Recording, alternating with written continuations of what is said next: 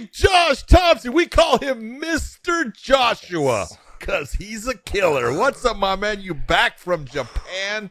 You had a nice trip. You're the dumbest traveler there is on the face of the planet, and I showed you your Delta Airlines. He said it got stuck in Atlanta. He posted Big Josh Thompson. I thought it was because my face is so swollen still from traveling. You can't even see my jawline, John. I have a very good jawline. You can agree to that. Oh, now you're always talking about it's a very good one. Right now, it's like just rounded. It's not like a distinct jawline like I normally have. It's because my face is so fat and puffy right now from all the flying. Yeah. We had some hiccups a little bit last night in the travel, so that kind of sucked. But it is what it is. It's what happens. I had a great flight I slept the full. Did you have a good flight? Because I know that our listener Amanda was sitting next. She was fine. She was fine. I actually knocked out, and then I think as soon as I knocked out, she knocked out right after, which was kind of nice. And then Fish, our executive producer, he was up in the Delta One. So it's yes, where the VIPs get to sit, right? It's I was like, okay. It's all about the it was so great. It was killing him that he had to had to go through the security line. It was the best. He's looking, well, where's the first class line? He's like, you're with us, buddy. You're with us. You're with the rest of us peasants. It was so great. No, we had a good time. It was not bad. The flight, the flight all the way there, I think it was a 12.5-hour flight to Atlanta from Japan. I was able to sleep probably, I'd say, about 9.5 to 10 hours of that, which was kind of nice. Oh, damn. It was so nice. Damn. Yeah, I slept the whole way. And luckily, because I was asleep, Amanda stayed asleep too. I said, just don't wake me up. Do not wake me up. And so, that was great. There was one point where the airlines turned the cabin lights on for like 30 seconds. And I was like, man, if I fucking can't go back to sleep, I'm going to file a written complaint. This is, we were like 3 or 4 hours in. Wow. I bet they were scared. You're going to file a written complaint. I was going to get everyone's name on that plane and fucking file a written complaint. We're like 3 hours in on a 12.5-hour flight. You guys turned the fucking cabin lights on the whole plane for really 30 seconds. Screw you. Just because you couldn't find the salt and pepper? Fuck you. I'd have been so mad. Oh, man. But look, it was a good trip. When we got to Atlanta, though, because we had left out of Japan a little late. I missed my connecting flight, so that kind of sucked. But outside of that, the rest of the travel was good. I was able to jump on the next flight out and then got in. They had me rebooked for the 11 p.m. flight. I wouldn't have got in until like 1:30. Then another 30 minutes to my house. I probably wouldn't have got home until 2-something. Yeah, it would have been brutal. It would have been brutal. But guess what? It's been good. It's been a good weekend. And we had fun in Japan. John and I, we think we're figuring out that I'm not much of if I can't walk to it from my hotel, I'm cool. Now, I'm cool with taking an Uber here and there and stuff. But there was such a language barrier in a lot of situations, which I understand. You're in Japan. I mean, I think it's very snooty of Americans to go to another country and expect them to understand English. I think it's just ridiculous. But it is ridiculous. We try. I guess we try to speak really slow English, like as if that's going to help them. It's like someone that speaks slow Japanese to me. I'm like, no idea what you're talking about. Everything. Come on, it's simple. Konnichiwa. That's saying hello. You're good morning. Or domo arigato. Come on, that's all you need. But no, we had a great time. There was some really good food, man. That very first night we went to sushi. That sushi was amazing. It was so good. But that was one of those ones where it's different because, first off, you really don't get to order what you're not ordering. Oh, I want tuna, or I want unagi or salmon or whatever it's going to be. This is a place where you go and they'll say, well, do you want lean fish? Do you want fatty fish? Do you want this type of thing? And they will decide what they're going to serve you. And then they're going to tell you how you're going to eat it because they're going to say, no sauce. This is true. I love that. Yeah. He was like, hey, a little bit of wasabi here. And they do the fresh wasabi. So they just do the root and they just grind it onto shark skin. Oh, dude, they take shark skin with the root and they're just rubbing it down and they get their wasabi. It was so really cool. But it is weird when you've got a chef looking at you going, sauce. Yeah, yes, it was. He tells you which one to do, how to do it. You take the ginger, rub it on here, put this here. But it was a sushi style, like almost like a teppanyaki type place. Like when you remember when we go to like teppanyaki where they make the food in front of you, it was like more of a sushi style because what we did is we ordered 10 pieces of sushi, but every piece was all about presentation, and it took 2 hours. Yes, it did. It did take 2 hours. 2 hours for those 10 pieces because you got something in between it on each one. It was of great. them too. Like what it was. It was great until I had to pay for Sean Grandy's. Sean ordered the more expensive fatty fish. No, it was fine. Come on, I had to pay. It's okay. I had to pay for our executive producer, by the way. So I don't want to hear any complaints because he went all in. He got the biggest fatty fish. Yeah, he did. He got the extra beers and the extra whatever it was. Yeah, he went all in. Yeah, we got screwed. It's all right. We had a good time though. Look, what I like though is when you order sushi in the States, it says okay, you get a 10-piece, but it's one roll. It's the same roll for 10 pieces or whatever, 8-piece, 6-piece, whatever it is in the States. Yeah. This was 10 pieces of sushi. Each piece was different. So you didn't get tired of eating the same thing, in your one roll. If you get a big roll, in the States, it's like 10 pieces of one big long roll of whatever.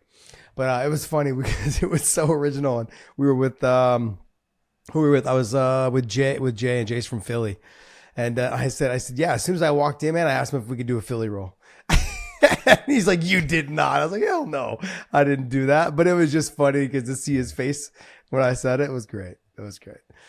Oh, man. But it was, we had a great time, great experience. It was a little humid and hot over there like it normally is during this time of year. Whoa. But yeah, I think a lot of us were expecting it to be humid and hot, but it was hot. It was hot. Yeah. But it was nice. We had a lot to talk about, man. Have you tried this? We do. Do you guys have this over where you're at, the Topo Chico? You do not have Topo Chico. It's like water, seltzer water. They do everything. Like they do spark. I got Tapatio. I got that too here, by the way. But yeah, this is everywhere in Texas. Yeah, it's pretty good though. They do regular water, they do sparkling water, they do all different types of flavored like seltzers. No alcohol. At least I haven't come across any that have alcohol in them. They do alcohol ones as well. Do they do alcohol ones? Okay. Yeah. Well, see, this one not. This is ginger and tangerine. It's really good. It's really good. Are you sure there's no booze in there? I'm sure there's no booze in here. Yeah. As I'm stuttering. Yeah. No, just mineral water. Yeah, mineral for taste. Yeah. That's it. Perfect. I hope there's no booze. And I just gave a little sip to my daughter and my son. Nice. Hey, go ahead, very guys. Nice. Have some. All right. Well, hey, let's go ahead and jump right into the UFC 291, man. It was a very good weekend of fights. We had UFC, you had the boxing, you had Bellator, you had. Look, if you're a fight fan, you were having to flip back and forth, or you were just watching one, watching the next right after, whatever it was. No, you're sticking up multiple screens and watching each one all together at the same time. That's what a hardcore fan does. Yeah, so just do everything half-assed because you're not able to watch any of them at one time. That's the way I look at that. Everyone's like, yeah, I watched this and this at the same time. Yeah, so you missed both fucking fights. Oh, no. But yeah, no, let's go ahead and start with the UFC 291. Before we get started, though, go to WayneInMerch.com, pick up some of our merch that's available there, and enjoy the summer wear. We want to thank you guys so much for supporting us. WayneInMerch.com. All right, guys, let's go ahead. Let's jump in. UFC 291, Poirier versus Gaethje. What you think, bud? I thought it was the baddest motherfucker in the world fight, man. It was matching up. It's funny because we talked about this fight, and I went back and forth because I thought it was a 50-50 fight. I really did. I was looked at it and I go, yes, Dustin won the first one, but Gaethje has a. And then I folded onto the part of elevation. That was the difference in my decision making of who I was going to go with, and it never got to it. But I thought because Gaethje trains at elevation, Dustin's elevation is about 13 feet above sea level where he's training. Great place to train. But when it comes to when you do fight at elevation, you feel it. You definitely feel it. Even if you go for a run in elevation, all of a sudden you're gasping for air in a way that is just not normal. And it tends to stress your body. It makes you just burn even more energy as things are going. So I thought in the end, I was like, I think it's going to go, close to the distance. And I think in the end that Justin's going to have more gas. Never got to it, man. And I'll tell you what, I thought Dustin looked really good in the first round. I thought he was, he was popping the left hand. He was hitting him cleanly with the the kicks. They were going back and forth on stuff. I gave the first round to Dustin. I thought he actually, would have won that round. And Gaethje was doing what he was supposed to do, according to his coach and Trevor Whitman. He was very happy with what he did, and he was very composed. And I really, this is one of those ones where people say, Dustin's the same guy. Justin's the same guy. And I go, no, he's not. He has absolutely changed his style and what he's doing in fights, and he showed that in the first round because he was very composed at times when he would explode into situations trying to, get back, when he gets hit by a shot. He wasn't doing that, and so, you can see that Trevor Whitman was very happy with what he did because he just wanted him, hey, I want you to just get into the flow of the fight. I want you to go out there and just feel him. Let's see what he's doing. And he did that. And, people are going to sit there and this is no different than the Leon Edwards. This kick was set up. It was beautifully done. Now, Dustin was able to get that hand to it, but the hand alone, when the kick is hard, your head's going to get rattled. And he got put out by that kick, and it was beautifully placed. The part I'm talking about is he did it same side. Most times we talk about, I throw left, I kick right. I throw right, I kick left.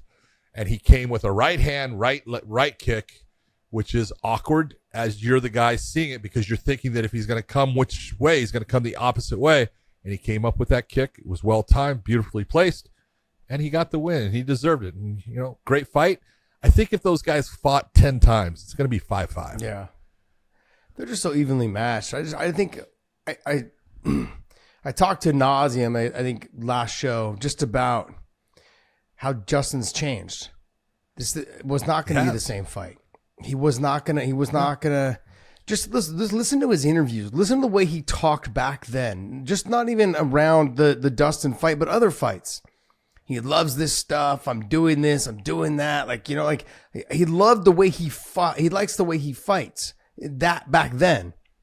He understands, look, I've had 2 shots at the title. I came up short. This is it, man.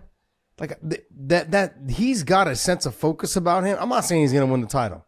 I'm saying, though, that he's made a very good claim right now to get himself, if it's so weird that we're having this discussion because he took no damage in this fight. Very little. The fight ended early. Nope. He looked fantastic. Yep. And I said, Charles did not want to fight in October. This gives, I honestly believe Justin Gaethje needs to stay training. I would not be surprised if Charles pulls out and this slides Gaethje right in. I would not be surprised because for Charles, he wanted more time.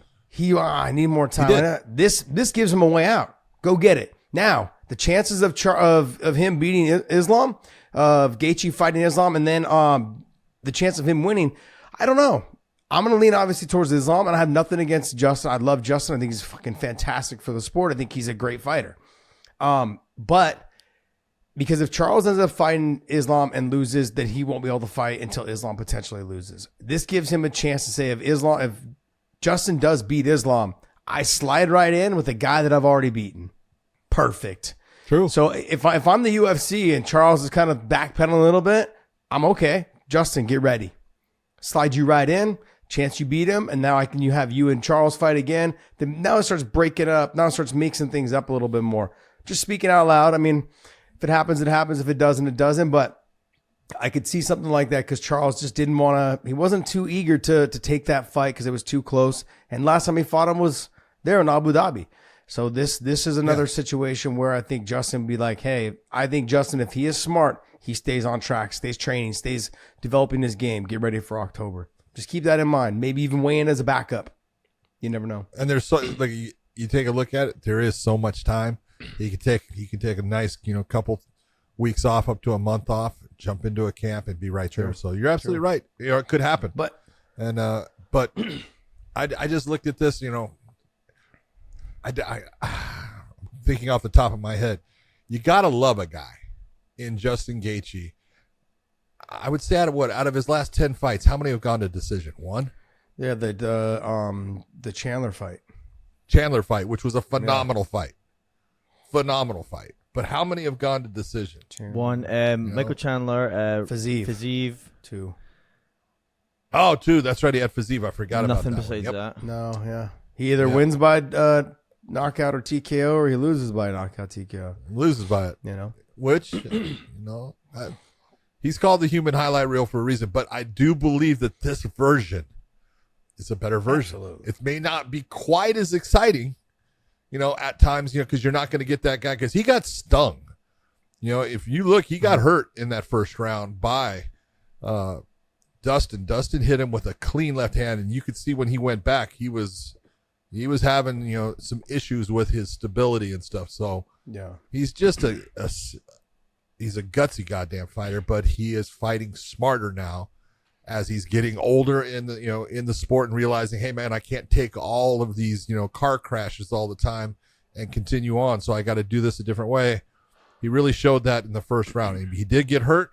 I thought Dustin was fighting beautifully, but nice win by Justin Gaethje. He is the baddest motherfucker. Yeah, I had Dustin, like you said, win in the first round. Justin, though, didn't look out of place. He looked like there was something on his mind that he was focusing on, looking for setups, looking for movements. He was really processing. I feel like, okay, I got hit, circle out, don't stand and bang. But he was worried about the cut. He kept pawing at it. And I'm like, that's strange because I don't see him do that very often. I think because he has slowed down, John, that before when he got cut in fights, he would just bite down his mouthpiece and keep punching and swinging. So then it didn't matter what the cut happened. Didn't matter. Like he's like, it's not bothering me. Like the adrenaline gets going. You're not focused on the cut. But then when you have a second to really step away, circle out, get away from the opponent from hitting you. Oh shit, I am cut. Damn, I'm bleeding. Okay, you think about it a second.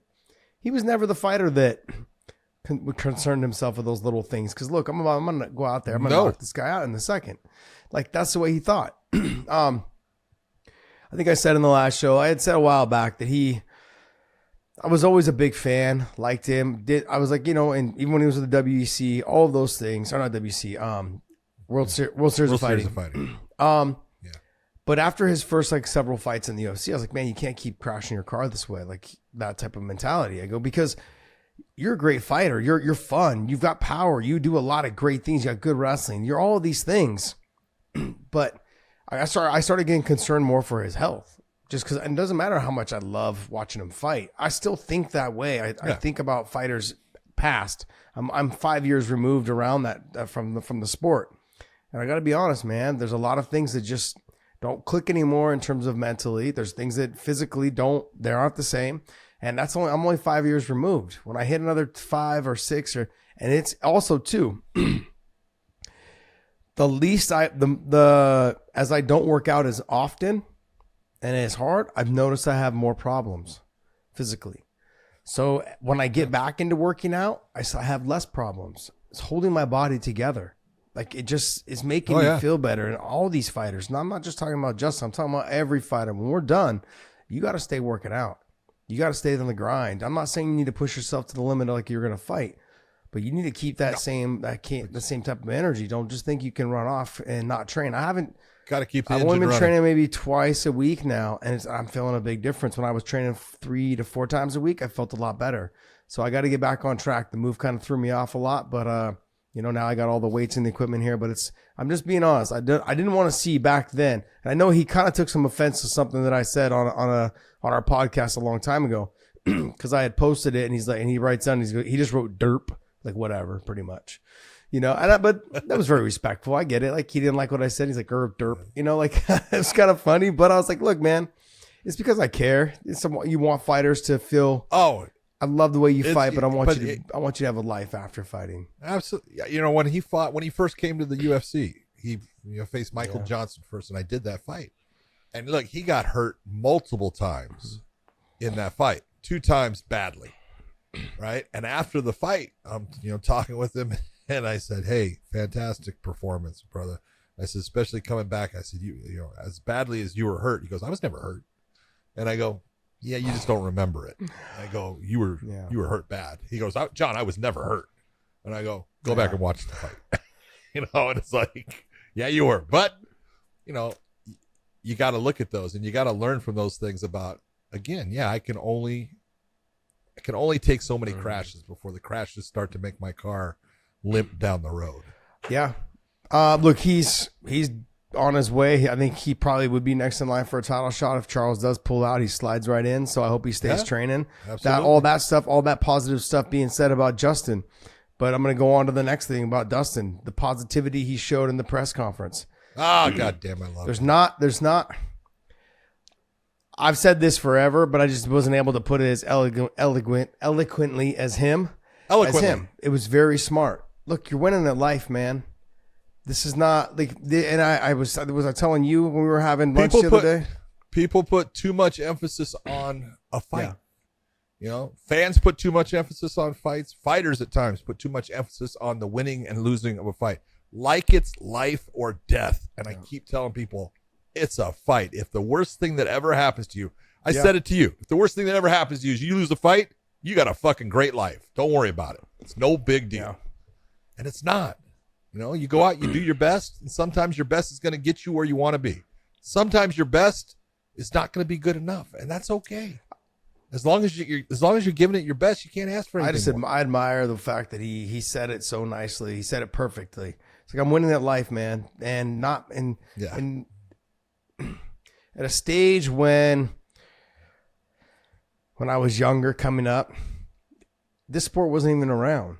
I didn't know what I was going to do. None of these fighters, none of these guys. This sport, that's how new this sport was. It changed our lives.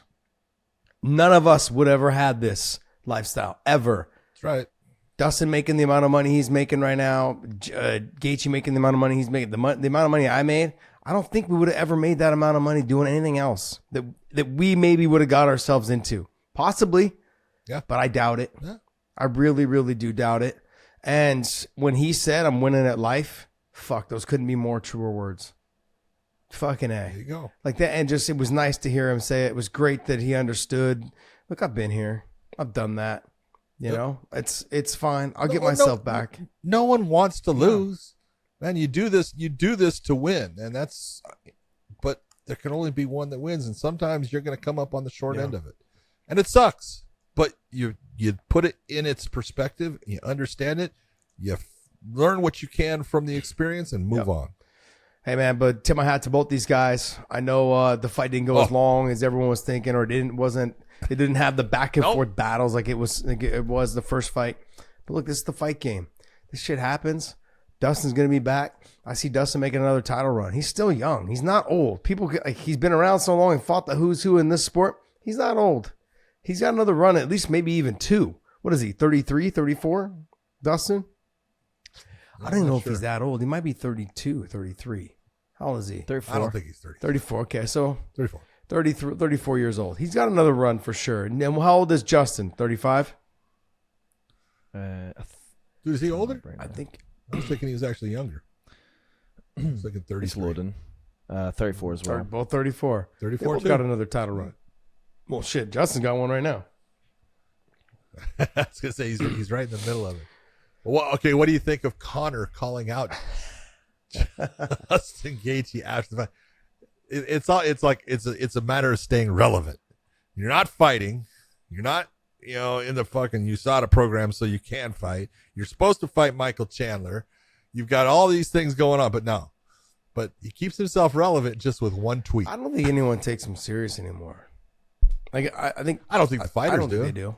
But the media does. Yeah. Oh, the fighters. Does. Yeah, the fighters don't. The fighters I don't think they take him serious anymore. And then the other thing too is I think Dustin also came out, and then Justin saying I'm not going to fight anyone on steroids, and then Justin coming out and saying that, or Dustin saying, until you're back in the USADA pool, I don't want to hear your name. I don't want to hear your voice. I don't want to read your tweets. I don't give a shit. You're not in the USADA pool, and if you decide to make the adjustment for him to come back just so we can sell pay-per-views, you're making a mockery of the sport. Very well put. Very true. Well, it's happened before. It definitely has. Are they going to do it again? It's funny because I love to hear the fans just go, "Oh, but UFC has USADA." Okay. Just they've made loopholes, buddy. They've created loopholes for the people they want. They have, but it's like you got to be honest and say it's an absolute upside in the sport that the UFC went to the USADA program. It is. You got to give them credit for doing it because it cost a ton of money. and that is all out of their, expense sheet. So it's the amount of money it costs, and it is in situations like this. You think Dana likes this, that he can't just put Conor in a fight? He's like, this is a son of a bitch. What am I going to do? And he's trying to figure things out. And it is a problem for them at times. Yeah. So you can take a look and say, they put a ton of money out, and it's the best thing for the sport, but sometimes it's not the best thing for them. True. That's true. All right, next fight. Alex Pereira against Jan Blachowicz. This fight was it was a little bit different. I thought Blachowicz came out and did exactly what I said. Look, if he wants to win that fight, he's got to take the fight to the ground. I don't care about the whole thing with Polish power and stuff like that. Pereira is a better stand-up fighter overall than Blachowicz. But Blachowicz does have the ability to take him to the ground, and if he's on the ground in those positions, he needs to just do work. I thought he was really smart in the first round. He did exactly what he was supposed to do in trying to take the fight to the ground. He gets to the ground. He didn't do enough damage. I'm just being honest. He wins the round.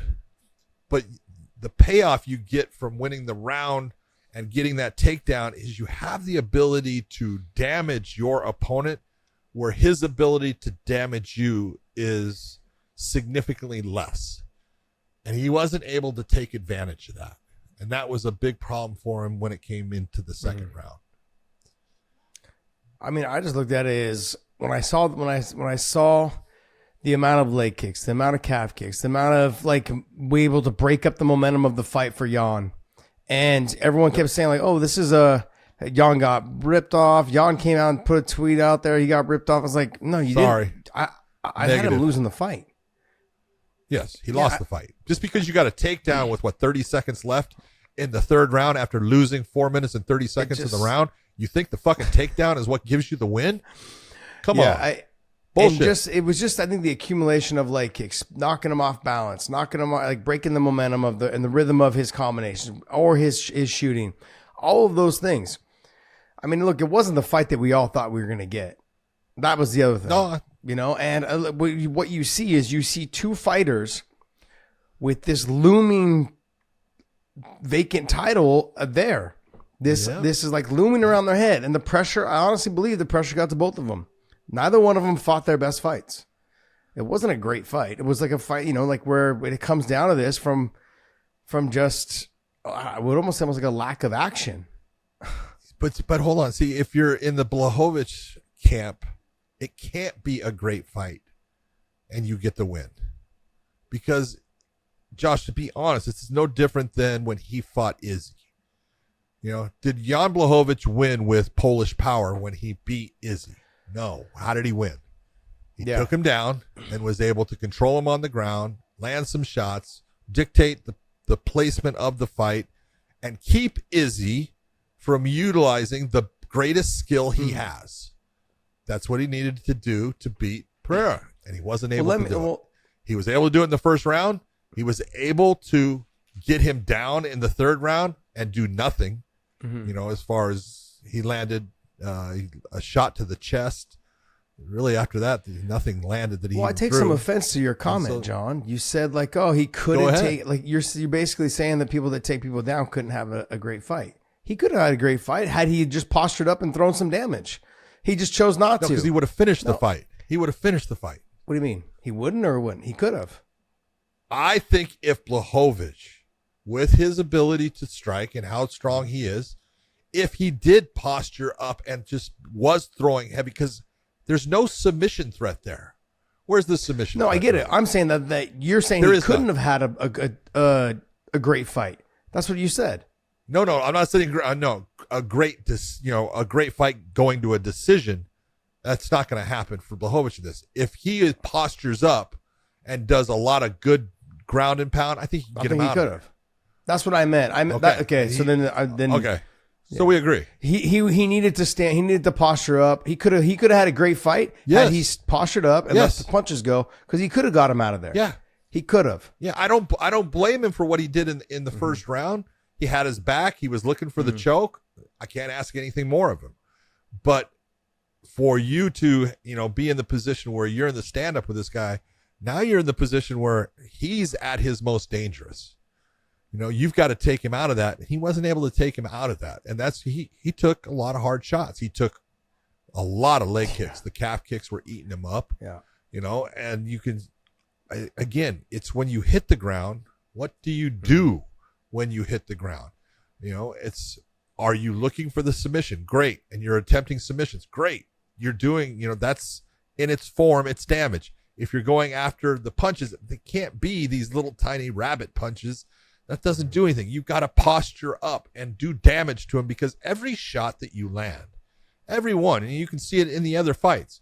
Look at some of these fights when guys were getting hit on the ground. Look at Bobby Green and Tony Ferguson. Look at some of the shots that landed, and you see how it starts to diminish the fighter from being able to be as effective as they are.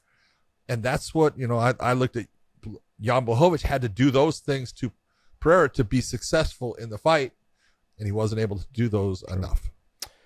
All right, next fight. Derek Lewis taking on Marcos Rosario de Lima. Derek Lewis decides, fuck it, coming out with a flying knee. Switch knee, dude. I loved it. Okay.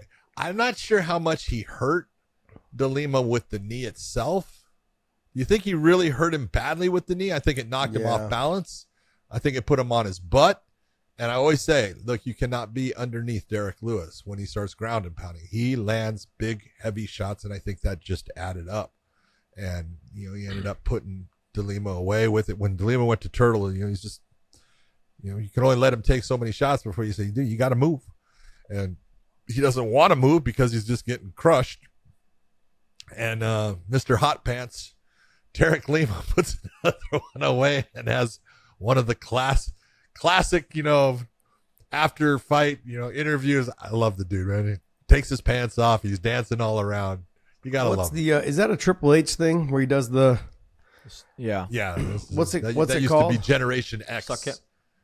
Suck it. Very, very funny. Very funny. Yeah. He's just funny, man. He made some nice comments about his wife also. I'm gonna bust those guts. I'm gonna bust those guts. Oh man, this guy, he's hilarious. He's awesome. He's hilarious. He's awesome. He's good for the sport. I'm glad he won. I think that division needs guys like him. There's not much I can really say about the fight. I really believe he just got knocked over, de Lima. And then once you get on top, you don't want to deal with that. Look, I've had to deal with. How tall is Derek Lewis? Not tall, but how much do you think he weighs? 6'4". He's 6'4". How much did he weigh? He looked a lot leaner this fight. How much did he weigh for this fight? He did. Well, he weighed in at 263, and he's probably 275 John, to what do you walk around at? Yeah. Right now? 265. Okay. So my point being is that I've been stuck underneath 265 before. Okay, someone just fell down one time, tripped in the ring, and just fell on top of me. And I understand what it's like. Like de Lima, bad timing. You want to admit bad timing by you to be there? Yeah. It just, but it's when the building starts to crash down on you, you have nowhere to run. That's kind of where I was stuck. Yeah, there's just nowhere to go.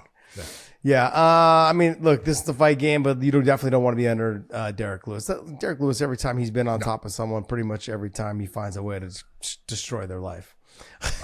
Whenever he is in the top position, he wins the fight. He's nasty. Yeah, he is nasty from that. So I just love it, the take your shorts off thing. Oh, come on. He is so. He's a breath, because you never know what he's going to do. You never know what he's going to say, but it's always classic. Mm-hmm. It's classic. It is, and you go, yeah, that's Derek. That's awesome. Next fight. Congratulations on the win, man. It was great. Bobby Green taking on Tony Ferguson. Kind of mentioned this one. Josh, you look at the difference. Speed.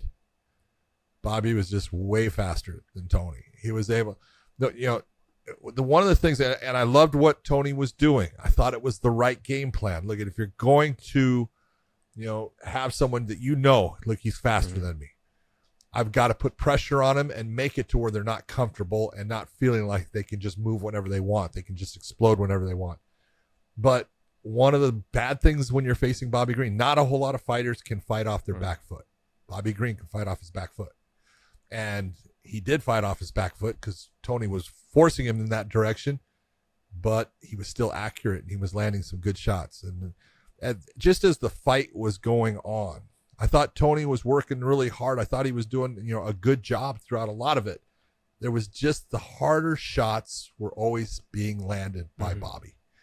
Just, Tony would land a good shot, and then Bobby would land one that's just a little bit better. And then Tony would do something where, he'd land a shot, and then Bobby would do better. I know he kind of knocked him down, but that was in the first round. But Bobby was on one leg because he was throwing a kick, so he's off balance. It wasn't that he was hurt. And there was multiple times that Bobby landed shots that you could see they stung Tony. Tony going to a semi-Imanari roll in it, at one point. And then, towards the end of the third, when the submission happened, look, you got to give it to Bobby Green for going down the ground. Every time he went to the ground with him, they were talking about how dangerous Tony was. Tony never came close to anything as far as stopping what Bobby Green was doing. Bobby was posturing. We talk about posture all the time. There's a perfect, example of someone posturing and making it to where a guy that is good at submission doesn't even get close. Based upon what his opponent is doing. Bobby Green fought a beautiful fight. I think I agree with you. Bobby fought a fantastic fight, but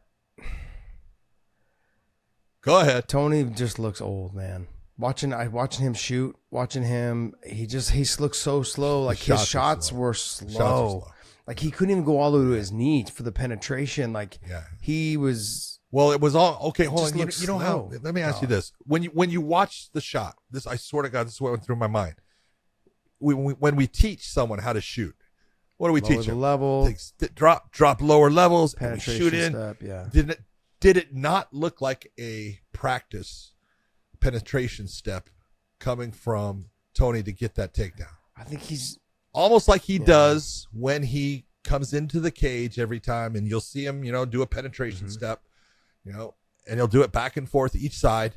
It almost looked like that. It almost looked like that was. But hey, someone did this though, and I don't know if Dave can pull it up or find it. There's a video of him back in 2013, 2012, 2013 of him doing his penetration shots as warm up inside the cage, and they do it year by year. Yeah, he does it year by year, and guess what? Oh, It goes from explosive to it gets worse to where he doesn't even go to his knee anymore. He just and you can just see almost like a grimace on his face. Cause it hurt, whether it's his hip, whether it's his knees, whether it's his back, age and injuries. He doesn't. I don't know if he's the type of person that takes care of his body, but there's a short little video that someone put out of him doing that penetration shot before his fights, and it's changed. And as you watch each video go by, you see his face, you see his hair, his head, his body, everything looks older. And I admire him as a fighter. Everyone's like, oh, you talk shit. I don't know. Remember we talking about oh, he beat you. I'm like, bro, I don't give a fuck. In 10 years, no one, it's not even been 10 years yet. People don't give a fuck about. Who cares? These fights won't mean shit in years. Doesn't matter. We can talk about the best fights in the world. There's fights that, There you go. Is this the thing right here? Yes, that's what I'm talking about.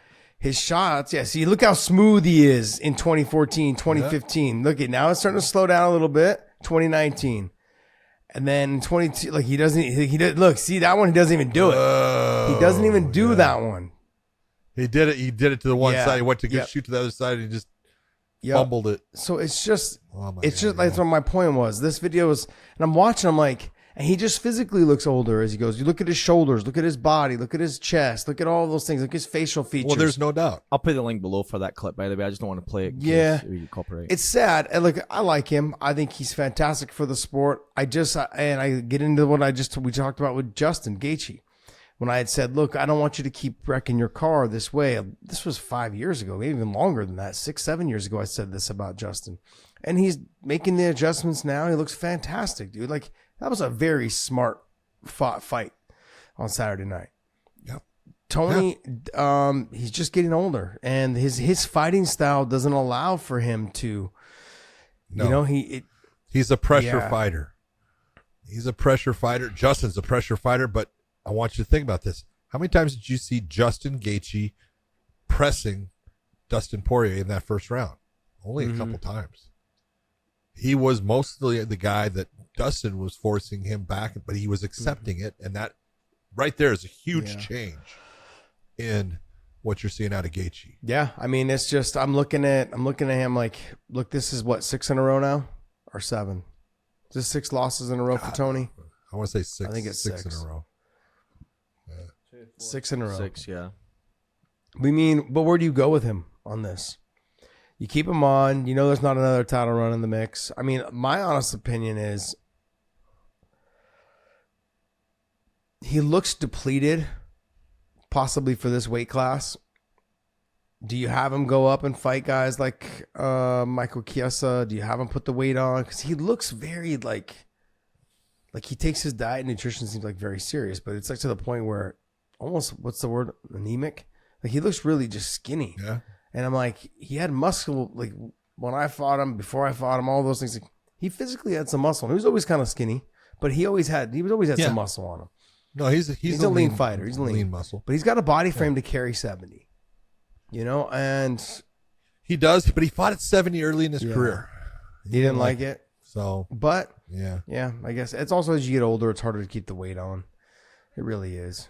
Your muscle mass doesn't stay on, and it's showing. No, it doesn't. I mean, but if you were to pull up, if I was like, he's not in the top 15 rankings anymore.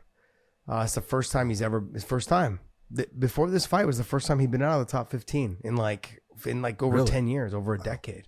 Yeah, he's been a fucking mainstay. The guy's a fucking savage. Oh, absolutely. The guy's a fucking beast, dude. If he's been in the mainstay. He's been a mainstay in the division. But like, if I put him against any of these guys, I mean, he just lost to Bobby Green. There's not one guy in there that I think would be a smart fight for him. You know, I agree. I don't know, man. I mean, if I go up to the 70s, let's see, we go to 70s. Do you put him against someone like a Chiesa, who's mainly grappling? You know, he's got to put the weight. Chiesa used to fight at 55. They have similar body styles. I mean, I wouldn't put him against any of the other guys though. But look, if you went from, you know, let's look at Jeff Neal, bad fight for him. Fight. Okay, all right. And this is going, what, from 8, 9 is Sean Brady. Yeah. Bad fight for him. Yeah. He's not going to submit him on the ground. Brady's too strong for him. Yeah. So that's not good. Vicente Luque, not a good fight for him. Can't take him down. Too big. Okay. Neil Magny. Where's he going to beat Neil? He's not. I don't know. That I could see Tony maybe giving him some problems a little bit, but not too. Like I get it. I'm leaning towards Neil. In that one, I'll tell you, I think Neil eats him up on the feet. Yeah, I don't know. And even on the grappling, I'll say Neil, I think, is better as of right now overall. Kevin Holland, obviously not. I mean, you just look at it; it's just not there. You know, Ian Gary, you know, he's young, but dude, he's fast and he's powerful. He's a big guy too, by the way. He's tall, he's long, he's lanky, but he's physically. Jack Della Maddalena. No, I'm sorry. Oh, you know, then there's Chiesa. I don't know. I don't. So, it is. It really is. But and then he'd have to take time to put the weight on properly and stuff. I mean, I'm throwing out ideas out there because and he's 40. He's 40. 40. Is he 40? And he's in the lightweight. He's 40. I thought he was only like 38. 40 years old. No, he's 40. Yeah, he'll be 40 when. Oh yeah, he's February 12th next year. He's got time. John, I get it. 40 years of age in the lightweight division. Tell me how many guys you know. No, seriously, just think about this. How many guys do you know that have been in the top, rankings of the lightweight division when they're 40? None. Hello. None. I can't think of one. It's just speed and everything that is needed for that weight class. It's hard to hold. That's why it's one of the best weight classes in the world, in the sport ever. I knew you were going to go there. I knew you were going to just have to try to put that little thing in there. Because heavyweights, they can have 40-year-olds and 47-year-olds fight because... Damn straight. That's why we're better. Nothing like watching fucking the geriatrics people fight in the cage. 47-year-olds. I'm the best. I have the title. All right. That's right, baby. Doesn't happen. Right. Doesn't happen in bantamweights and then featherweights. Really? And take any lightweight fighter you want. Let's see him. Let's see him beat him. Who? The heavyweight champion. I recall this one time when this guy named BJ Penn in practice was able to beat a heavyweight fighter named Randy Couture. I recall that. Do you ever practice? You're talking What would practice of let me all ask you, what people. would You Allen Iverson loving Yes, I son of a am. bitch. Yeah. I love me We're some talking Allen practice? Iverson, man. Love me some fucking. I love it. All right, let's go on. Kevin Holland took on Michael Chiesa, and man, it wasn't even close. There was not one moment in that where you looked and said, "Oh, Chiesa is looking good." He was uncomfortable. He was unable to land anything on Kevin Holland, and when Kevin Holland, just the way that the fight went, because look, Michael Chiesa is good on the ground. He is a good ground fighter. No, you can't take anything away from him. His wrestling is actually good, and his submission game is really good. It was almost like he was, you know how you get the delays? It was like he was on a second delay. He was getting all the information a second behind when Kevin Holland was doing it. He just seemed like he was out of place in there when he, sunk in the darts. It was like just set up for him, rolled him over, sat there for a second, tapped out. Just not the kind of performance I'm sure that Michael Chiesa, predicted or wanted. But coming off of a 2-year layoff, that's what happens sometimes. Yeah, for me, it's the inactivity. So I'm not gonna take too much away from it. There's a couple things: the inactivity from Chiesa, and the maybe just forgetting the length and the reach of Kevin Holland, making it so easy to make that darce guillotines and things like that extremely tight, really fast. Yep. If you look at the way that the Diaz brothers have made their career, not just with their boxing and their ability to put pressure, but making you put your head in positions you don't want it to be in, so that opens up their guillotines. I mean, look at that. Remember when he just recently had that street fight? This kid had a couple MMA fights. He had some pro fights. And within seconds, that kid was in a guillotine getting choked the fuck out. He was unconscious. He wanted to smother the space. He wanted to, he didn't want to get outboxed by Nate Diaz. Well, guess what happened? Yeah. You got slept, son. Like slept rock down there. Yep. You were snoring face down, ass up. And the thing is, guys like Kevin Holland, guys like Michael Chiesa, their body frame. That's why I've always said tall, long, and lanky really does. It helps you. Guillotines, triangles, it helps you in a lot of these positions. Darces, all of those things. It makes it easier for you to set them up. Makes you easier to finish them. Makes it you easier to latch them in and make them tighter in a split second. And so, and that's really where I think Chiesa just goes, I'll be okay. And then, oh shit, this guy I forgot is longer. This gets tight. This gets on quick. And so it was out. Look, the inactivity is a big part of it, but Chiesa's got to be careful because, I do remember having talks with certain fighters that were on their panel of fighters that they use for commentary. And when you start trying to do more commentary than fighting, they start dangling things in front of you going, okay, look, commentary is going to go away. So just be cautious and careful because they sometimes they'll leverage, at least the fighters I've talked to, they'll leverage this like, hey, we need you to fight. Okay, you're not going to fight, then no commentary. And so just be careful, be cautious with those type of things. But I like him. I like him as a commentary guy though as well. Did you hear what Kevin Holland said? Yes, I did. After the fight? Look, I also feel this way. Don't kick. That was Joe Rogan brutal. I just don't look right in the moment. Don't kick a man while he's down. That's one. Boy, Joe. This is what I was saying about when I said Joe Rogan brutal. When he had the talk with Brendan Schaub on his podcast, everything he said was accurate. It was accurate. It was the right thing. But it's just you could have had that talk in private. You didn't have to have it where you had it. And it's a little. That's what makes it. Well, do you think that Brendan? Do you think Brendan would have taken it the same way had he not done it publicly? I don't know. Look, there's things that people tell me in private that I actually admire and I take to heart. Trevor Prangley saved my career.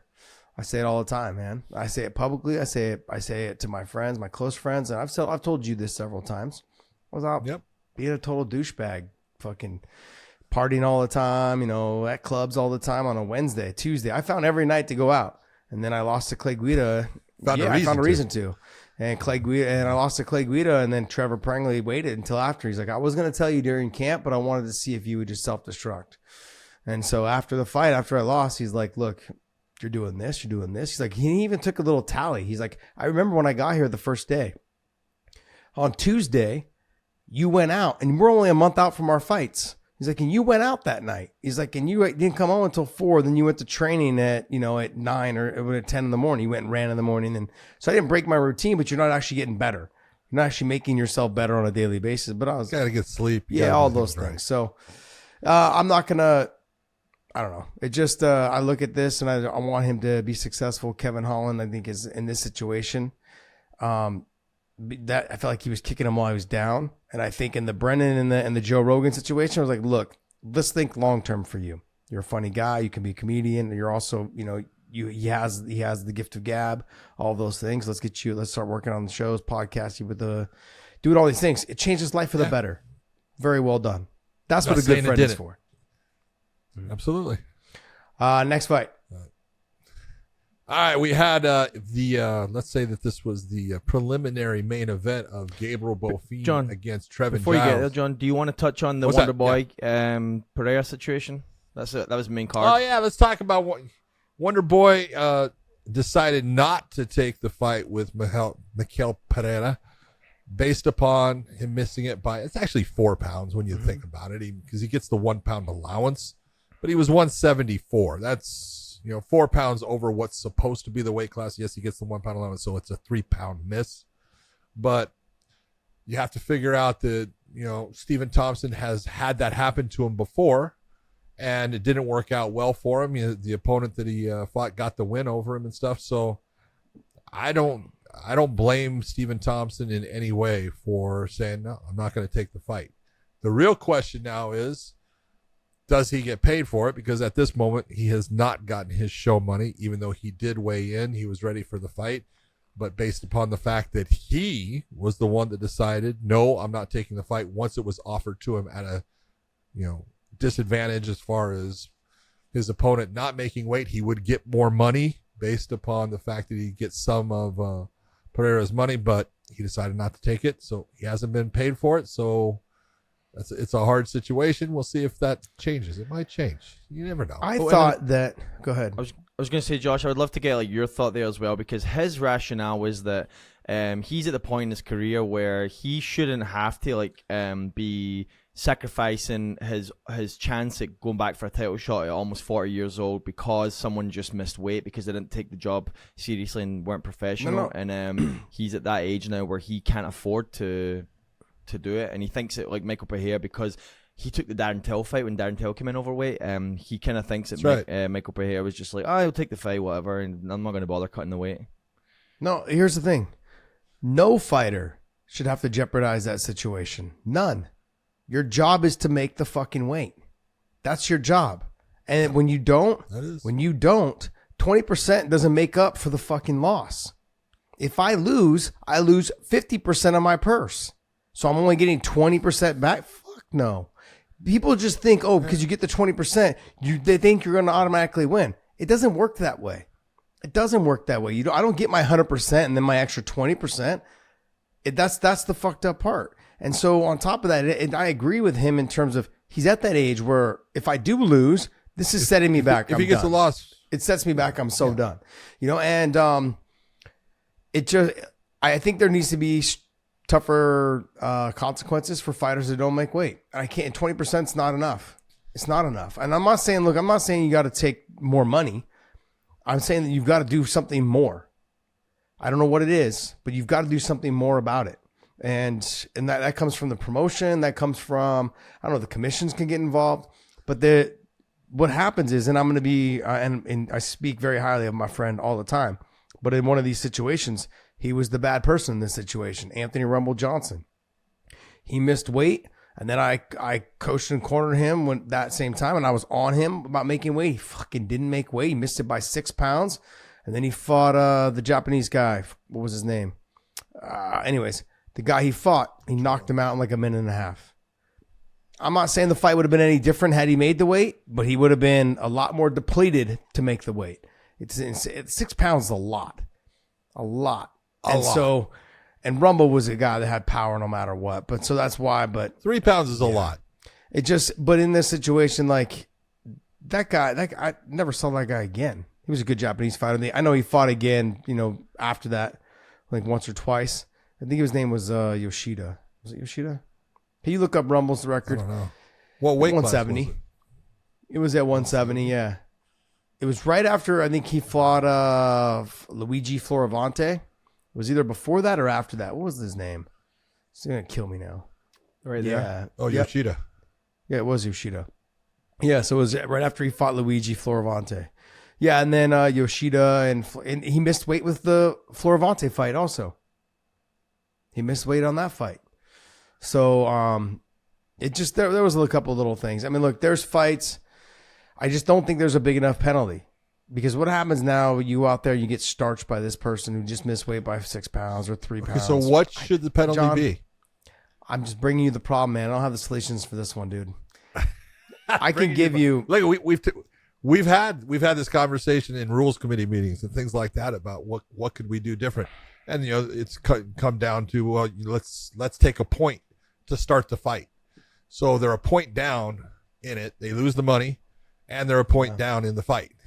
But does that really change? It does. It does a little bit, because now that fighter doesn't want to fight. That's what I'm saying. So now that fighter doesn't want to fight, which puts the promotion in the same situation. But what it does, though, is now it doesn't put all of the emphasis on the fighter that made weight having to take the fight. Because now why would that fighter... You're saying it's not going to make a difference as far as the fight itself. It's going to make a difference as far as the blame. Okay. Because now the reason why that fight didn't happen is you're fucking fat. Your fat ass didn't make weight. Well, it's always the reason it didn't happen. But it doesn't ever get portrayed that way. And that's the problem. The problem is, like, right now, the UFC or whoever, they didn't pay him, is basically saying, well, you declined the fight. You could have still fought. Yeah. No. Yeah. I didn't decline the fight. The guy didn't make weight. There is no fight. No, the guy didn't make weight. There is no fight. That's what happened. The reality is, I have a contract that says 170, 171. Okay? He didn't make that. I'm sorry. There's no fight then. That's the rules. So, which is kind of weird to me, because I was always under the impression, I've always been told this, even by Andy Foster. Once I make weight and the other guy doesn't make weight, if I choose not to fight, I get my show money. That's why they have the money in a bond, or whatever it's called, into a, they put it into a bond, and that money is already there to make sure that they have enough to pay the fighters. I should have got my show money. I showed up. I made weight. The fight for me, I got it sanctioned, I guess. Hold on. Andy Foster's didn't lie to you, and you didn't hear him wrong. But again, what did I tell you about commissions? They're all individual kingdoms. They all do things different. That's true. So if it was in California, Stephen Thompson may have gotten his money. It's in Salt Lake. I didn't even think about that. I was thinking, for some reason, I had Vegas and California in my mind. I don't know. Salt Lake. Who knows? I mean, he may get his money when Dana gets back, but I don't know, man. It's just a shitty situation to be in. I think for those fighters that make the weight, all the emphasis gets put on them. Oh, what a pussy, didn't take the fight. Oh, he's scared. If I was scared, I wouldn't have signed the contract. I'm still here. Well, I did all the work. I actually made weight. Absolutely. Yeah. But again, this is one of those ones when I was looking at, and I talked to you about it, and we were talking about betting odds, and I said, there is a bet out there for Stephen Thompson to win by KO in the third round that is plus 1,800 is what it was. And I was like, that's not a bad bet, because Pereira, he burns out. It could be that he's able to, survive the first round, but he's going to be exhausted. And if he had to lose all the weight to 170 or 171, it would have made even a more stark difference in how fast he would have gotten tired. That's true. I mean, I think it's a shitty situation for Stephen Thompson to be in, but hopefully he gets his money. He did his job. He came in. He came in ready to fight. He's been a professional his whole career. Everything he does is he's a professional. The way he talks to fans, the way he is with the community. He's as good a person as you will find in this sport. All right, next. Prelims. So we didn't talk about Gabriel Bonfim against Trevin Giles, but I'll tell you what, Bonfim just freaking, man, I don't know how to say it without. Trevin Giles is a good fighter, and he was just outclassed in every element. You just looked at everything that they did, every engagement they had, be it in the stand-up or when they got in the clinch against the fence or when he jumped to that damn guillotine. He was the guy in control of that fight. He was the guy that looked like, I can end this at any time. And that's what he did. He looked great. And I have a lot of respect for Trevin Giles. I think he's a good fighter. You know, he used to be a Houston police officer and left that job because he's good and he can fight. And he dropped from middleweight down to welterweight. But I'll tell you what, there was a stark contrast in just athleticism, speed, everything between him and Bonfim. Yeah, I agree. Bonfim just seemed like he was on a different level. The clean crispness of his striking, the way he jumped that guillotine was fast. And he knew once he locked the hands in the position where they were at, he jumped it quick. Yeah. And I was like, oh shit, that's not. He didn't think about it. He didn't hesitate. He didn't try to move his body. No. He knew once he locked his hands and he felt where the hands should be locked, boom, jumped. Very impressive. Great job. Coming off, too. It's mentally, I think, probably a little bit frustrating. His brother's coming off of a loss. I believe his first loss in his career. And him, still undefeated. But that kind of messes with your mental a little bit. My main training partner or my main, my brother, whatever it is, it coming off of a loss. Shit, am I doing everything right? I don't know. I remember being in camps with people. Trevor was almost always in a camp. We were almost always on the same Strikeforce card. And he was living with me. We're eating the same shit. We're training, doing all the same stuff. We'd run the same time. We'd go to the gym the same time. We'd go to the... Don't tell me he was drinking Coke. No, he wasn't drinking Coke. He was never a Coke person.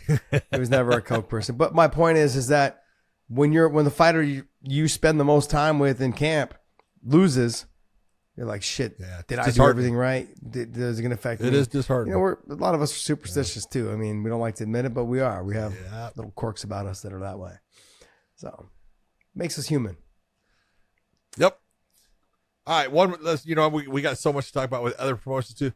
Let's talk about, I want to say real quick, Roman Kopylov against Claudio Iberio. Look, this fight, if you want to see the perfect demonstration of what going to the body will do for you, because Kopylov continually went to the body.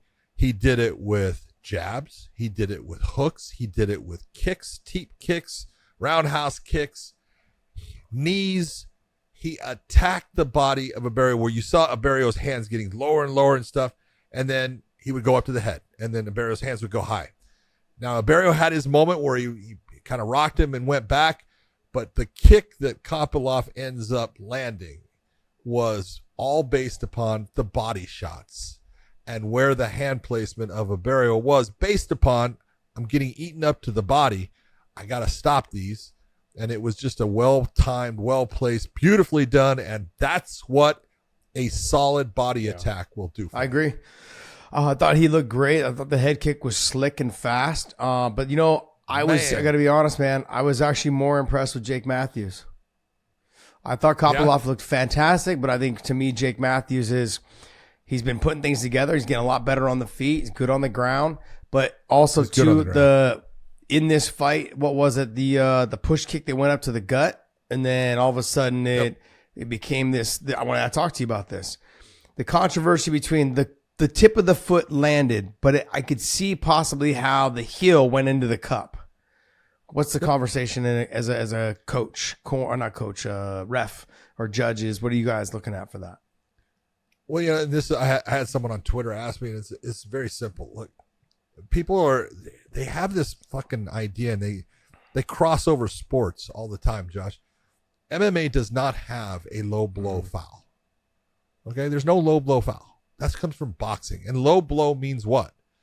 Below the belt. That's where because the boxers wear this nice big band, and normally, generally, usually the referee is able to say, as long as that's at your navel, anything below this line is a low blow. That's the term they'll use. We don't have that in MMA because we have low blows allowed. I'm allowed to kick you anywhere I want, inside the legs, outside the legs, all low, anywhere. I can punch you. I can elbow you. I can do all these things below the belt. It's a groin shot. And the thing is that anytime the groin is contacted, be it by a punch or a knee or a kick that's a legal kick that ends up contacting the groin also, it now becomes a point where the referee can stop the fight and say, hey, you contacted the groin. That's illegal, no matter if it was intentional or, non-intentional. It's on the return or anything. You move the cup. Did you hit the groin? Mm-hmm. And if the referee can look and say, you hit the groin, I have to give this person their time. That's kind of where I was at on that as well. Because, I mean, I've like I said, in practice several times, you push kick him perfectly, right at the belly button, and your heel shoves in and hits the cup. And I've seen it happen. I've seen it happen several times. And you see it all the time, too. Guys will throw a knee to the body, and their shin or their foot will hook up underneath, right under the taint, and hit. It just happens. Yep. It happens. So, but I just want to get your take on that and what the explanation would be on that. But I thought Jake Matthews looked fantastic. He stood, he banged. He didn't allow the pressure to get to him. He didn't fight. He stayed defensively, didn't get into too many exchanges. He fought a very smart fight. No brawling exchanges except for maybe one. How old is he, Jake Matthews? Yeah, he's young. I figured. Can you click still on him? Young. How old is he? 28. Oh, 28. He's a baby. Still I love young. him, man. I think he's going to be really good. He's got to make some adjustments. I think mentally he's got to figure a couple little things out. I think he's a good fighter though. He had a lot of losses early in his career, I believe, right? Trying to make some adjustments, but then now he had a couple losses, and he had a lot of wins, then a couple more losses in there. But I'm looking forward to seeing him grow as a fighter because he's a good fighter. Good fighter. Yeah, he's fun to watch. All right. I think that's going to wrap up our talk. I'm going to give a little honorable mention to Miranda Maverick. It's not easy, coming off of, I think she was coming off of a nice comeback. Got a win. Grimy, just getting after it. It wasn't willing just to settle with being on top. She chased the submission, got the submission.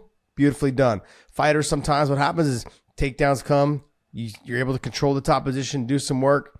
They forget about trying to finish the fight, and they're just like, you know what? I'm just going to hang out here for the next 2 minutes, get my win, move on. She wasn't doing that. Nicely done. And then I don't even know how you say this guy's last name. Uros Michik. Uros Medic. So he had a good spinning back fist. Good fight. Good job. Great performance. It was. And moving on. All right. Well, hey, that's going to wrap up our UFC talk pay-per-view. Hopefully you guys enjoyed that coverage. Go to onlyfans.com/weighin. Subscribe to us over there for free. I'll be posting up. Real quick before we go on, give me a score of UFC 291. John. Come on. I'm going to give it 8 3/4. 8 3/4. Mine was a 9. Yeah. So I'm a little bit ahead. I was going to give it 8 3/4. I think, and look, and it's not fair, but I wanted more out of the main event. I'm sorry. It's not fair. Wow. It's not fair. I wanted to see the slugs a little bit more, but I get it. But remember I said Justin's not going to fight that way. So I expected that, but I wanted a little bit more out of the main event, but that was it.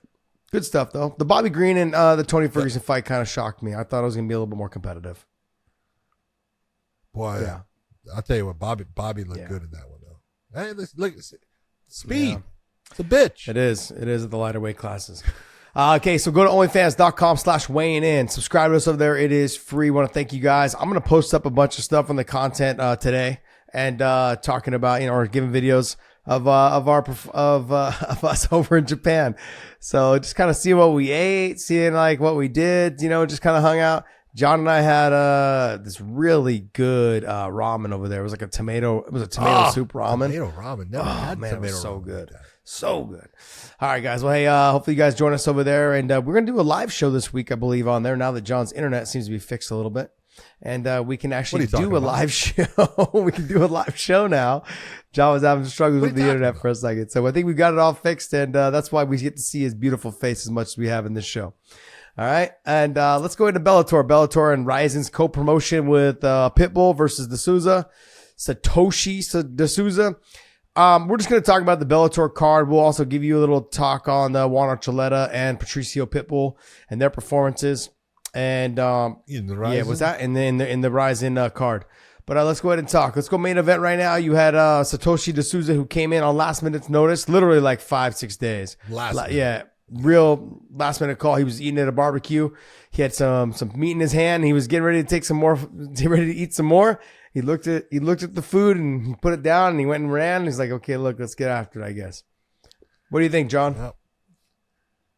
You know, I couldn't have expected anything more from him. Again, you come in with little time against a quality opponent. It is not easy for you to do that. And really, I'm being honest, when we did our fighter interviews, that was when I knew. I was like, my opinion doesn't have the right game plan to win this fight. But, that's just, I could have been wrong. But you take a look at, he says, he's going to pace, and, when you're that fighter coming in last minute, you normally, usually you're going to get the fighter saying, well, I don't have a whole lot of gas. I haven't been training for this thing.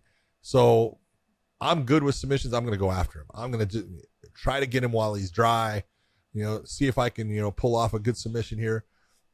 He decided he wanted to be in the stand-up with him and then shoot for his takedowns. And you could see as they fought, one of the things that we about Pitbull, I know about, he's got good defensive wrestling. He's very good at stonewalling takedowns. And his power is he's really changed in the way that he fights. He doesn't have a big output anymore. He waits, he waits, and then he'll throw a couple shots and land those shots and have a reaction from them. And he just waits. And he's always looking for that better shot. So his output is not where it's going to be. That's not what's going to hurt you, but it is going to be those single shots that land, that do damage to you, that make you go, I don't want to have that touch me again. And I think that's what happened with D'Souza in the fight. D'Souza came out. The leg kicks were a little bit of a problem for him in the beginning. I talked about it even on the broadcast. I said, look, he's going to have to address that low calf kick, that you can only take so many. And eventually that's what put him down. But I think it was also, that was just part of it. I think it was his inability to be effective anywhere in the fight just started to mentally wear him down also. And he was facing someone that he called Professor. When we had our fight, I didn't even think about that. There's a respect factor there that it's tough to get past, and I give him nothing but credit for taking the fight, but he just didn't have the experience at this point. He is the Rizin lightweight champion, and I take nothing from him. I think he's a fantastic fighter. He's fun to watch because he finishes fights. He's phenomenal in his transitions with his submission game. But there was just too much respect from the beginning to the man that he was going to fight in Patricky. And I don't blame him for it. Patricky deserves it, but you could see that, and it just started to be a downhill slide from when that fight started. Very true. I looked at it the same way. I looked at where I thought Satoshi should have pushed the pace, should have got into his face right away, try to catch him while he was dry. Do what he did, the way he fought Tawfiq Mosaev. He came out, big exchange. Who's a dangerous dude on the feet. Dangerous. And so I looked at it that way. I thought, just get on the grind. Try to get to a single leg. He kept trying to shoot double legs. I was like, maybe more to the single leg, then work your way to the double, then maybe to the body lock. He does that very well. He just didn't do it in this fight. I don't know. But I'm not going to take anything away from him, man. The guy took the fight on 6 days' notice. Was literally at a barbecue. Absolutely. Eating and, hanging out. And so, there's nothing. I think he is a fantastic fighter. He's a phenomenal fighter. He's a great champion too. And so I'm looking forward to seeing what he does moving forward. And, we'll see. Look, I wasn't as impressed with what I was expecting out of this Bellator card. John, it just, how many times we've had fights, or not just ours, but I'm saying all fights across the board, where, especially like in this next fight, it seems like the night gets ruined when like a fight ends by a headbutt, or it does, or an eye poke, or a growing shot. Okay, here I'm going to ask you early. Give me a score on this card. Oh yeah, 4. Yeah. Damn, I'm sorry. There was one good fight on it. No, there was 2 good fights. Yeah, there was 2 good fights. There was Magomedov and Danny Sabatello. I thought the other 2 fought their asses off, but it wasn't they could have both done more. I'll explain to you when we get into that fight. But look, main event. I mean, there's the circumstances. It just wasn't what it could have been. Horiguchi versus Takahashi. You know, and Shinyu. What was your take outside of like what was one exchange? Eye poke done. One exchange. Eye poke done. Okay. What more can you say? That was it. No, I mean, but it was already kind of a slow night. Here's the problem. Yeah, it is, absolutely. But here's the problem is you don't know, and you never will, exactly what that fighter is feeling with the damage to their eye. And, and I can, I've had my eyes, screwed up by all kinds of things, but poked in the eye. And there's times when I've been poked in the eye and it's like, blink it out, it's no big deal. And there's times when my, cornea has been scratched and it's like having sand sitting in your eye the entire time. And so I got pictures of eye pokes that you look and you go, that is second knuckle deep. The eye is that, fingers that far in that eye socket. And the fighter got back in the fight because it didn't scratch, the cornea, and he was able to pull himself out. I can't say how bad it was for Makoto Shinryu. I can't say, that he, had an eye that he should have gone back with. I know there's a young kid in Knoxville named Dre Miley who is a one-eyed fighter. He's blind in one eye, similar, but Michael Bisping can be another. You can sit there and say, "Oh, you can fight with one eye." Yes, you can. I don't expect anybody else to. You made that decision. You're used to it. Okay, but it's tough, and I can't say what Shinyu's eye was like. He said that he couldn't see out of it. I'm gonna have to believe him and say, let's just put the fight together again somewhere else. Yeah, we'll see. Next fight. We had Kana Watanabe against Vida Ortega. I thought it was a good scrap. You obviously were not impressed, but I thought that Vida Ortega fought her ass off in this. I thought she did a lot of really good stuff in framing out, keeping Watanabe from being able to be successful in most of her takedown attempts, and there was a ton. And she landed good strikes overall. I had Ortega winning. The judges did not. I don't know how they gave the first round to Watanabe, but they did, and they all did.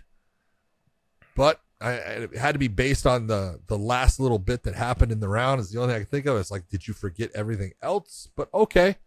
But I looked at it. I thought it was a definite hard battle for both of them. I thought both of them showed a lot of guts in it. Both of them went after what they were best at. And in the end, the judges gave it to Kana Watanabe. Yeah, it was a good fight. They battled back and forth. One was trying to hold it. What did you just say? It was good, but it didn't live up say? to what it could have been. No, stop there. You just said it was a good fight.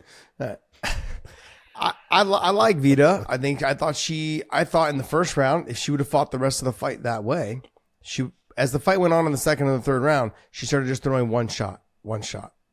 In the first round, she was throwing 1, 1, 2, 1, 2, 3, and then back to defending the takedown. That's all. I think, look, when the judges brought up the decision, and I say this probably at least once a week on our show, it wasn't a robbery. It was a close fight, and you can't be mad at the decision when it is a close fight. Vida definitely won the first round, though, so I don't know what the hell the judges were looking at. There was just no way of saying that she lost the first round. She rocked Watanabe at least twice, and she hit her with the harder, cleaner shots. And she never got, and then Watanabe did she ever even get a takedown in the first round? Yeah, right at the end, and she did a little tiny, right hand action to land a couple of shots, but not enough to take So and then the second round was very close, and the third round was very close. But I felt like Vida, had she won the third round, should have won the fight. But she should have had a couple more combinations. She was letting her back get pushed to the fence. She was letting Watanabe close the space. She was letting Watanabe control the distance. If she has a fantastic jab, and that right hand was finding its mark every single time she threw it.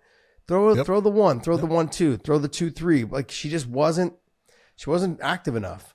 So I mean, honestly, when I look at this fight, I'm like, yeah, it could have been more. It could have been more exchanges on the feet by Vida, and it could have made Watanabe press a little bit harder on trying to get those takedowns. There's a lot of just this in the middle, one shot. Okay, let me just push you to the fence and grab you. And I expect more out of number 3 and number 7, by the way. That's all. That's where I'm going to lie on that. I'm not going to change my mind. Yeah, I thought that was a good, well fought fight, especially I thought by Vita. I thought Watanabe had a lot of problems, but was gutsy and, stuck with what, was her game plan for the fight, and she took a lot of shots doing it. But overall, I thought it was a good fight. But Magomedov against Danny Sabatello, this is the one that you said was a great fight, good performance. So I'll let you talk. Well, I thought it was a great look. What I mean by great fights normally are the ones where both of them make a bunch of mistakes and, it ends up going the distance or like someone gets finished with like a second left on the clock, that kind of thing. Those are great fights. It's just like what do you call them? Slobber knockers. It's one of those. Yeah, one of those things. This was one of those fights where you could see that Danny Sabatello's mind was working the whole time. Like, okay, look, I can't go jumping in because of the flying knees, because of the spinning back kicks, spinning back fists. But I also can't just shoot a crappy ass shot because this guy's got wrestling. So he was having to work this whole thing out in his mind. It was more of the spinning attacks that I think were kind of getting to him mentally in terms of how he had to approach his takedowns. Magomedov has fought everybody that's at the top of the food chain. He's fought Peter Yan, he's fought Danny Sabatello, he's fought Rafael Stotts. He's fought Patchy Mix. He's fought all the best guys right now in the world in that division. And so when I look at where he just is so calm, so patient out there, and when he saw the opportunity to get to that guillotine, he took it, and it was just slick. It was smooth, and we had talked about this leading up to the fight and the whole week. My God. And I said, hey, Danny sometimes, because he shoots his double legs, he leaves his head in the wrong position for too long. Cannot afford to do that against him. And I feel the same way if he was to fight Patchy Mix. You cannot afford to put your head in the wrong position against these two guys. They're quick on that transition, and their body styles. Even though Danny is the longer fighter, that Magomed's he is against Magomed, but he wouldn't be. He wouldn't be. But I'm saying against Magomedov. Magomed is someone though he has like gangly arms, his legs seem a little bit like gangly. He's kind of a skinnier fighter. He has the same reach. Oh, does he?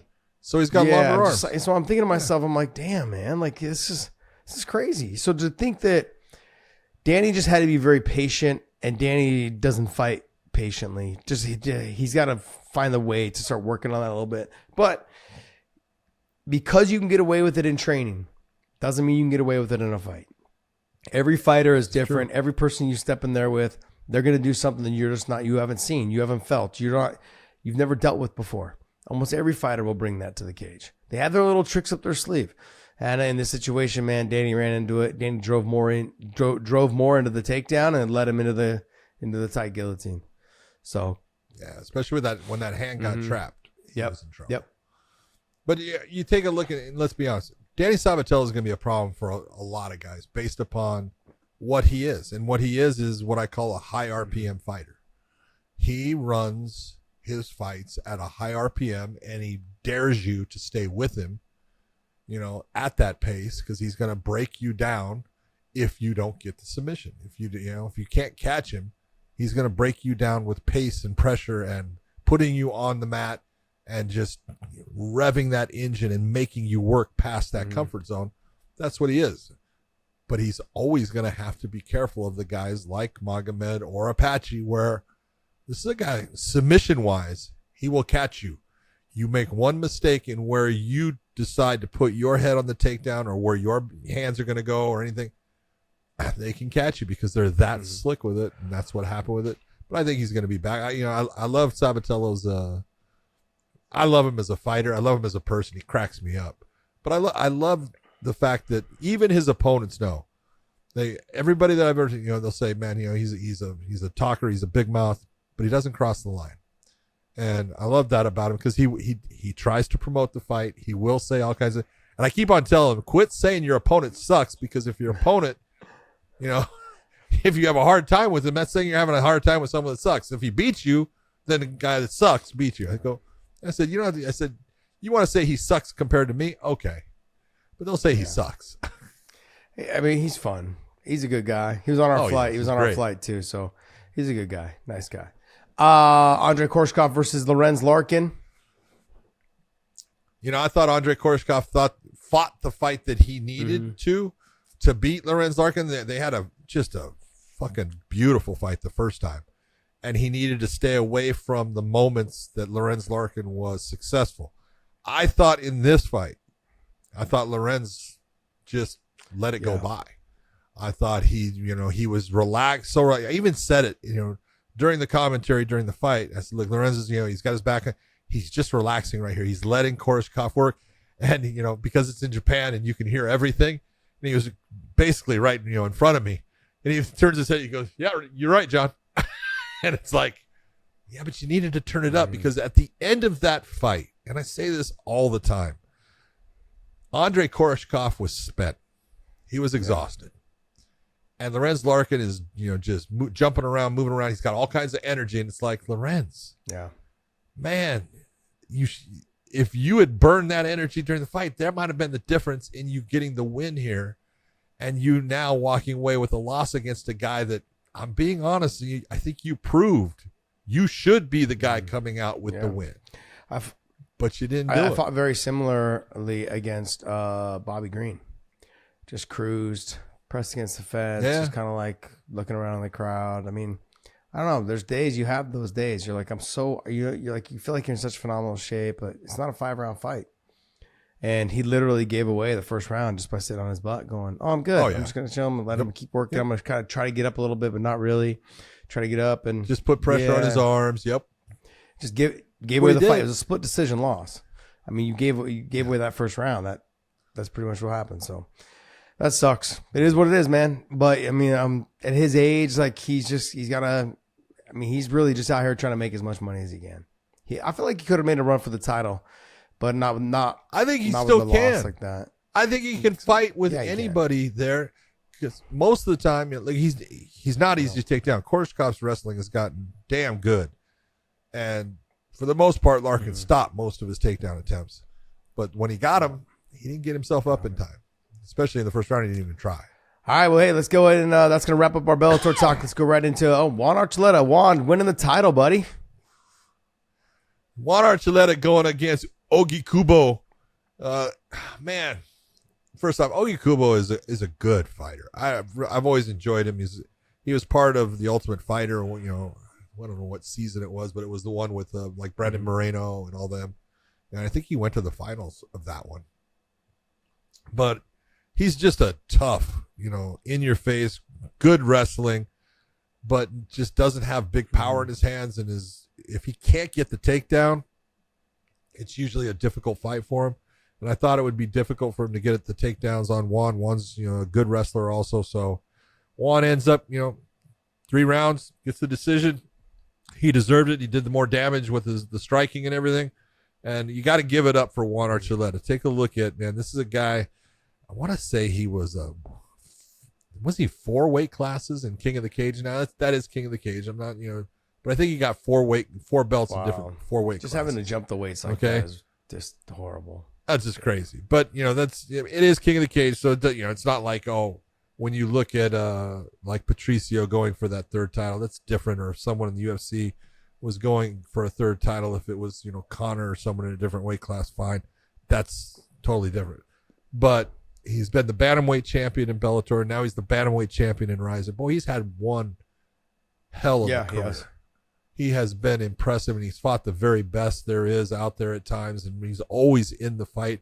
He had the fight, that he lost to Rafion Stotts, in the bantamweight Grand Prix for Bellator, where he was looking great in that fight. He was really looking like he was sharp and on point, and he got hit by, it was supposed to be a kick, but the knee is what hit him and hurt him, and he put him out of the fight. But congratulations, and man, what a phenomenal career he has had at this point, and winning that belt now at a different weight class in a different country. He loves fighting in Japan, so that's a great place for him. And a not so happy experience in Japan was Patricio Pitbull. Well, this is, we talk all the time about, you take things last minute. It is not easy. We just talked about, Roberto, Satoshi D'Souza taking on his brother. There's a reason why you do a fight camp, Josh. You know that. Everything is about peak performance and getting to that peak performance. And everything is a cycle. You're cycling yourself up to this point where you are physically the best you can be for that one day, that one moment. You are putting yourself in a position where, you know what, cardiovascularly, you know, muscular strength wise, speed wise, everything, you're trying to get everything to mesh into that one moment. So when you step into that cage, that is the best you can be. And if you don't do those things, you don't have camps or you don't train, then you're never going to be your best. You have a name and you're someone that's there, but coming in with, you know, what did he take this with? 3 days? Yeah, I know. I think he took it on 3 Monday. days notice? I think he took it on Monday. Okay, so if he took it on Monday, so he had like 5 days notice. Yeah. Okay, so, and you take a look and you go, and you went up. Your last fight was at bantamweight, and this fight was at lightweight. You skipped a weight class in the middle there. Decided to go right to the second one. I'm just going to skip all the way past featherweight again and go right up to, and take on a guy who's a damn good stand-up fighter in Suzuki. Dude, on the feet, Toshiro Suzuki is a hell of a fighter. He can bang. Now, you take him to the ground, a little bit different, but this is what happens. Yeah, I was expecting a submission to come in there somewhere, somehow, but I think as you get tired. All right, did we not talk about this? And what did I tell you? It all goes out the door once you get tired. And I said, if he wants to win this, he better take it to the ground. Because in the stand-up, that guy can bang. And giving away the way. I mean, I get what you're saying. It's size. I don't know if it's so much size. I mean, I would say yes a little bit. The reach and the height, all those things, it becomes a little bit more difficult to get in. Patricio's been dealing with that shit his whole life. I'm not going to go that far. I'm going to say it was simply came down to the conditioning. Because after the first couple of takedown attempts, and then stop. When you're talking about who have you seen Patricio fight lightweight? I got to ask you this: who have you seen him fight lightweight? His brother. Go ahead. Every single fucking day he trains with the brother at lightweight. Yeah, I'm not saying that. Fight. Okay, yeah, Michael Chandler. Not train against. Okay, and Michael Chandler is a stump. Okay. Suzuki's not a stump. Yeah, so the takedown should have came easier. He's tall. John, I'm gonna keep doing this to you, buddy. If he would have tried to take him down, never tried to take him down. He did try. That's what led to him getting hit and clipped in that exchange. That's because he was getting eaten up on the feet. But that's my point. My point is he should have got to try to get the takedown as soon as possible. We had talked about that. Once you couldn't get it anymore, once you were tired, once the exchanges weren't going your way, then guess what? It's the snowball effect. That shit just piles up, and you're like, damn, this is not the way I expected this to go. It's quicksand. Your feet get stuck. I'm not going to make excuses for him, but I mean, he does have an impending neck surgery coming up. He's got some neck problems. He had made it public. He's talking about it now. So I think really what it came down to is like, hey, I'm going to get another big time paycheck because we all know Japan plays well. They pay well. And look, I'm going to take the fight on short notice, get this done. Now I just fought recently against Sergio, fight this one. Now I'm going to take some time off. First time in his career. 40-something fights. First time in his career. It's nuts. Anyways. All right. Well, hey, let's go ahead and talk about some news. What else you got for us? We'll do one or two news things. Go ahead. Oh, no. Oh, sorry. This is a wrap-up story. I was going to say. No, I don't want a wrap-up story. We got to talk about Terrence Crawford versus Errol Spence. This is our wrap-up story is the Terrence Crawford versus Errol Spence. Okay, I'm sorry. Go ahead, John. Go ahead, John. Look, there was so much buildup on this fight, and everyone had an opinion, and it was like Morrow, who's the guy calling the fight. I said, John, who's going to win this fight? And I said, Terrence Crawford's going to win this fight. No way, Errol Spence is going to beat him, and that's the best part of this fight is you had it 50-50. 50% of the people thought Errol Spence was going to win. 50% thought Terrence Crawford was going to win. I'll tell you what was the surprising part of it was. I thought it was, a good fight, and I thought both guys, obviously were champions and they had a chance of winning. It was so clearly evident how much better Terrence Crawford was from the second round on. The first round, they both had this feeling out. They're feeling each other out. Nice. There was a moment when Terrence Crawford got hit by Errol Spence, and it was a clean shot, beautiful right hand, and it hit him clean. And you could see Crawford's head snapped, and he just kind of looked back at him, did a little, and stepped forward. And you're like, oh, yeah. Terrence Crawford's going to eat him up. Errol Spence is in trouble because Errol Spence could not keep Crawford from doing anything he wanted, wherever he wanted, at any time. He controlled the pace of the fight. He controlled the positions of the fight. He was the one deciding when the engagements would actually occur because Spence was, when he did, he was missing, and he stopped doing things from the second round on. There was 3 knockdowns in this fight, and he systematically just dominated an outstanding fighter and just showed how good he is. He's 40-0 now. What I saw was the speed of Terrence Crawford was forcing Errol Spence into fighting a sloppier fight than he had to. He was having to load up a little bit more to get in close. He was lunging in kind of with his head down. I know he's done that before in the past, but you could tell that the speed, he was almost like, when fighters, when you're sparring and someone's faster than you, kind of like blink a little bit in hesitation, whether you're going to get hit or not. I felt like those were the moments that Errol Spence was creating because he was trying to close that distance so fast to put his head in close so he couldn't get dropped or he couldn't get hit clean. And he ended up, remember, he got dropped with a little right uppercut. It was a beautiful right uppercut. He lunged, it was so well he lunged timed. in so much. Yep. And so what happens is when someone is, let's see if I can explain this properly. When somebody is faster than you, you tend to throw harder and as fast as you can every single time. And as the fight goes on, what does that do to your energy? It depletes it. And so that's exactly what was happening. And it was just like quicksand. As you start doing that more often throughout the rounds, you're getting more tired, which means that you're loading up even more. You're telegraphing even more, and you're easier to hit. All of those things. It was a snowball effect. He just was getting clipped. He was getting hit in every little situation. Every time he went to throw, he got touched. And look, it doesn't have to be hard when you touch him. It just ruins their rhythm. It ruins what they're doing. And then that mentally starts playing with them. It starts breaking their cardio down, starts breaking their endurance down. It starts taking away their game plan. They go back to their corner. They just look just confused. They're like, man, there's just no way your corner eventually can't start getting through to you because everything you're doing out there that they're telling you to do is not working. Nothing's working. And so I felt bad at points for Errol Spence where I was like, man, I know you're good, but just right now, this is Terrence Crawford's night. And I was almost wondering when the corner was going to maybe start thinking about throwing the towel in. Whoa. Because you talked to me about Harvey Dock, who is the referee of that fight. You said, don't you think he stopped that? Yeah, I thought, but I didn't watch the whole fight yet because we were watching the highlights. So I had to go back and watch the fight, John. I had to go back and watch the fights. We just saw the clips. Give it to you. We saw the clips because I was like, wait, that's where he stopped this fight off of? And I was like, wait, he had to have gone down like 6 or 7 times in the fight. It was just giddy. This is when we talk about, and I'll make statements like, look, I'll let you swim into the deep waters. I'll let you get taken into deep waters. But when your head starts to go below the surface and you're starting to drown, I'm going to stop your fight. I'm not going to let you drown. And that's what you saw with the stoppage of Errol Spence in this fight. Because yes, he didn't go down again, and Harvey Dock stepped in and stopped it because he was drowning. Yeah. He was only going to accept damage and be a worse fighter from that point on. So I thought that Harvey Dock did a great job when he decided to stop the fight. It was clear who the better fighter was.